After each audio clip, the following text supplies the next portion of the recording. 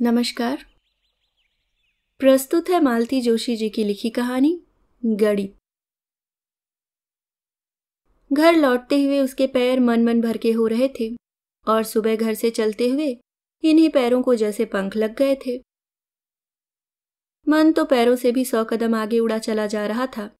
मुलाकात तो शाम की तय हुई थी, पर मन कल्पना के सतरंगी हिंडोले पर बैठकर सुबह से ही वहां पहुंच गया था। सवेरे पड़ोस में उनका फोन आया था। सीमा ने सोचा किसी कुलीग का होगा, छुट्टी की एप्लीकेशन भिजवानी होगी, पर जैसे ही उस ओर से आवाज आई, हेलो, मैं प्रदीप शर्मा बोल रहा हूं, तो क्षण भर को वह अवाक रह गई। आपने पहचान तो लिया ना? उस ओर से प्रश्न आया। तब तक वह काफी संभल चुकी थी। पहचाने की कैसे नहीं, कल ही तो इन लोगों की ओर से हाँ आई है। उसने जवाब तो दे दिया, पर हृदय इतनी जोर से धड़क रहा था कि उसे अपनी ही बात साफ सुनाई नहीं दी। पूरे वार्तालाप के बाद उसे इतना ही याद रहा। तो फिर तय रहा ना, शाम को 6 बजे मैं अपेक्स बैंक के बस स्टॉप पर खड़ा रहूंगा। पड़ोस की आंटी वैसे भी फोन से कान लगाए रहती हैं। फिर सीमा के चेहरे का रंग देखते ही समझ गई कि फोन कहाँ से होगा। जैसे ही वह थैंक यू आंटी कहकर चलने को हुई तो बोली, अब खाली थैंक से काम नहीं चलेगा सीमा, अब तो टैक्स लगेगा, टैक्स। अब तो रोज ही फोन आया करेंगे, मैं बच्चों को मुफ्त में थोड़े ही दौड़ाऊंगी। घर से चलते हुए कुछ अतिरिक्त साज सज्जा करने का मन था, पर संकोच हो आया।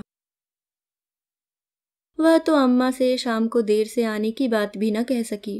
बस चलते हुए उसने सिर्फ अनिल को ही बताया था। दफ्तर में उसने किसी से कुछ नहीं कहा, पर उसके चेहरे की रौनक ही उसकी चुगली कर रही थी।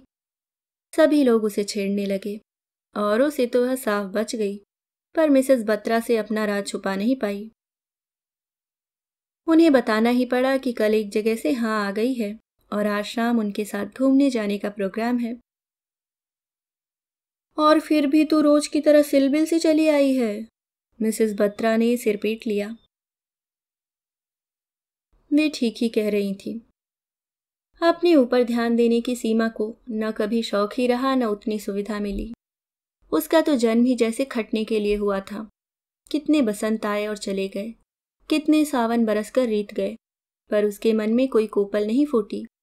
उसका अंतस कभी भीग नहीं पाया, बस काम और काम। पिछले साल अजय की नौकरी लगी, उसके लिए रिश्ते आने लगे। तब जाकर घर वालों को होश आया कि घर में ब्याहने योग्य कन्या भी मौजूद है। उन्हें तो शायद अब भी होश न आता, पर अजय ही जिद पकड़ गया कि पहले जिज्जी की शादी होगी, उसके बाद वह अपने बारे में सोचेगा। उसके बाद सीमा के लिए वर की खोज शुरू हुई, पर 29 साल की लड़की के लिए दूल्हा ढूंढना कोई आसान काम नहीं है, खासकर तब जबकि उसके चेहरे की सारी रौनक काम ने सोख ली हो। वह समय बुढ़ाने लगी हो। लोग देखने आते, चाय नाश्ता गटकते, ऊट पटांग सवाल पूछते और बाद में टका सा जवाब भेज देते। शादी के नाम से जीवन में थोड़ा स्वाद आ गया। लगातार अस्वीकार झेलते झेलते वह भी जैसे चुकने लगा था।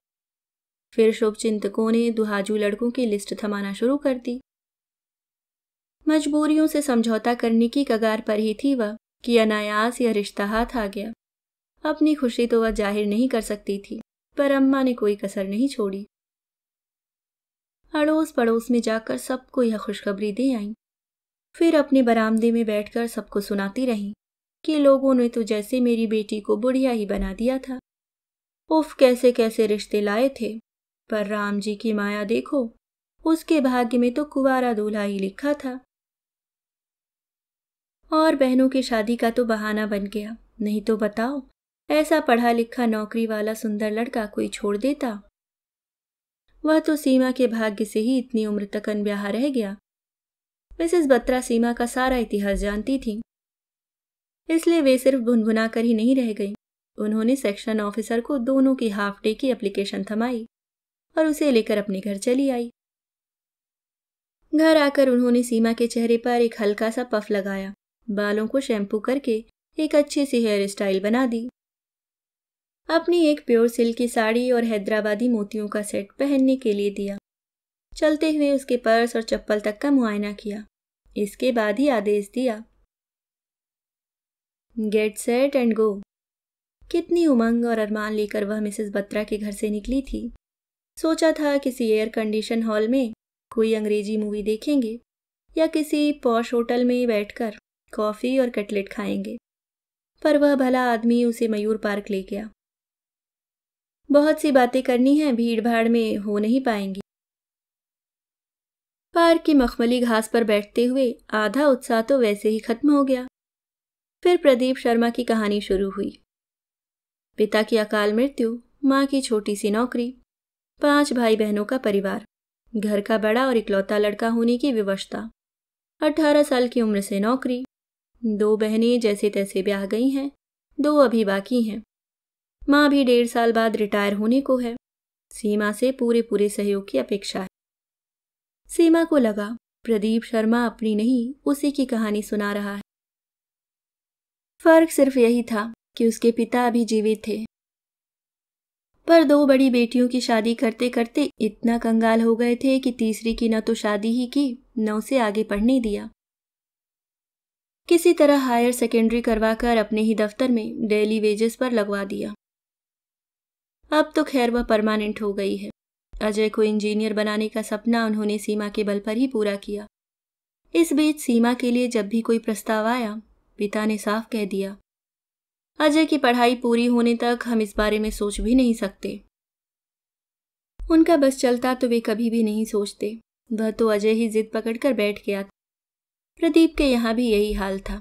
उसकी माँ तो अभी भी तैयार नहीं थी, चाहती थी एक लड़की और निबट जाती। शादी के बाद लड़के का मन कैसा हो जाएगा कौन जानता है। वह तो नाते रिश्तेदारों ने कोच कोच कर उन्हें मजबूर कर दिया। हो सकता है मम्मी शुरू में कुछ प्रेजुडिस्ड रहें, तुम बुरा मत मानना। एक बात और, अभी 2-3 साल तक हम बच्चे के बारे में नहीं सोचेंगे, चलेगा ना? सीमा का मन हुआ तपाक से कह दे, मिस्टर प्रदीप शर्मा, 32 के आप अभी हो गए हैं, बच्चे क्या बुढ़ापे में पैदा करेंगे? पर कह नहीं पाई। शादी क्या, अभी तो सगाई भी नहीं हुई है। बच्चे की बात वह जबान पर कैसे ले आए, लेकिन फिर सामने वाले को यह संकोच क्यों नहीं है? वह यहाँ बेधड़क सारी प्लानिंग कैसे कर रहा है? या कि यह शादी भी उसकी प्लानिंग का एक हिस्सा है? शायद इसलिए उसने सीमा का रूप रंग नहीं देखा, केवल वेतनमान देखा। सीमा का मन बुझ गया। गोरा चिट्टा पति पाने की खुशी तिरोहित हो गई। सारे सपने चूर चूर हो गए। सोचा, अगर शादी के बाद भी यही सब करना है तो वह अनब्याही क्या बुरी है। आज जिनके लिए खट रही है वे कम से कम उसके अपने तो हैं। घर लौटी तो मूड बेतरह उखड़ा हुआ था। खाने के लिए मना करके वह सीधी अपने कमरे में चली गई। किसी को आश्चर्य नहीं हुआ। सबने अनुमान लगाया कि होटल से खा पी कर लौटी होगी, जबकि प्रदीप शर्मा ने उसे सिर्फ आइसक्रीम खिलाई और वह भी जैसे उसके गले में फंस गई थी। मिसेस बत्रा की साड़ी वह ठीक से तहाकर रख रही थी कि अम्मा कमरे में आई। सीमा, उस दिन रीमा की मम्मी जो फोटो दे गई थी वह क्या तेरे पास है? हाँ, क्यों? उसकी अभी क्या जरूरत पड़ गई? मुझे दे देना, कल लौटा आऊंगी। कहूंगी अपने डॉक्टर भैया को सहेज कर रख ले, हमें जरूरत नहीं।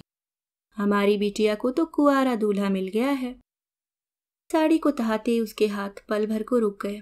उसने पल भर को कुछ सोचा और बोली, फोटो को रहने दो अम्मा, रीमा के यहाँ जाओ तो उन्हें बता देना यह रिश्ता हमें मंजूर है। क्या? अम्मा एकदम चीखी, तू पागल तो नहीं हो गई है? अजय सुनिए तो, ये लड़की देखो क्या कह रही है। बाबूजी तब तक खुद ही उसके कमरे में आ गए थे। बोले, ये तुझे एकाएक क्या हो गया है पगली? इतना अच्छा लड़का मिल रहा है और तू उस दुहाजू के पीछे पड़ी है। बाबूजी वह डॉक्टर है। तो क्या हुआ, 2 बच्चों का बाप भी तो है। 2 बच्चों की मां बनने लायक उम्र तो मेरी भी हो चली है। उसने ऑपरेशन भी करवा लिया है, अम्मा फुसफुसाई। यह तो और भी अच्छा है, बुढ़ापे में बच्चे पैदा करने का खतरा नहीं रहेगा। नहीं बाबूजी, मैंने हिसाब लगाकर देख लिया है, मेरे लिए इसी शादी में फायदा है। ये हिसाब किताब की बात नहीं है बेटी, जिंदगी भर का सवाल है। तो इसे मुझे अपने ढंग से हल करने दीजिए ना। अब तक तो मेरी जिंदगी का गणित दूसरे ही लगाते रहे हैं। कल तक आप अपने लाभ और हानि का समीकरण बिठा रहे थे, आज वे प्रदीप शर्मा, जिन्हें कल तक हम जानते भी नहीं थे, अपना हिसाब फिट कर रहे हैं। आखिर मुझे भी तो मौका मिलना चाहिए। ये मेरी जिंदगी है और मैंने खूब सोचकर देख लिया है कि अगर ये डॉक्टर साहब 2 बच्चों की परवरिश के बदले में मुझे जिंदगी भर का सुकून और आराम देते हैं तो सौदा बुरा नहीं है। अम्मा बाबूजी एक दूसरे से नजरें चुराते हुए निरुत्तर हो गए थे। दोस्तों, ये थी मालती जोशी जी की लिखी कहानी गणित। मिलती हूँ किसी और नई कहानी के साथ। तब तक के लिए मुस्कुराते रहिए। धन्यवाद।